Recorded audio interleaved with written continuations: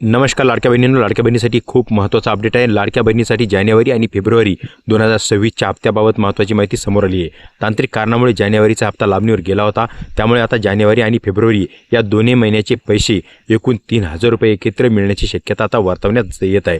हप्त्याबाबतचे महत्त्वाचे अपडेट्स असे आहे की कालच हप्त्यासंदर्भात आता GR आलेला आहे आणि त्या कालच्या GRमध्ये लाडक्या बहिणीसाठी निधीही प्राप्त झालेला आहे. पण तो वाटप कधी होणार, पण एक आहे की त्या जानेवारीचाच निधी सध्या प्राप्त झालेला आहे. आता सध्याच्या माहितीनुसार जानेवारी आणि फेब्रुवारीचे एकत्रित पैसे 20 फेब्रुवारी 2026 नंतर किंवा फेब्रुवारीच्या शेवटच्या आठवड्यात जमा होऊ शकतात, किंवा जानेवारीचेच पैसे अगोदर दिले जाईल व फेब्रुवारीचे 2 ते 3 मार्चच्या दरम्यान म्हणजे होळीच्या मुहूर्तावर हे पैसे दिले जाऊ शकतात. आणि पुढचा जरी योगायोगाने समजा पुन्हा GR निघाला तर दोन्ही महिन्याचे पैसे एकत्र देण्याची आता दाट शक्यता वर्तवली जात आहे.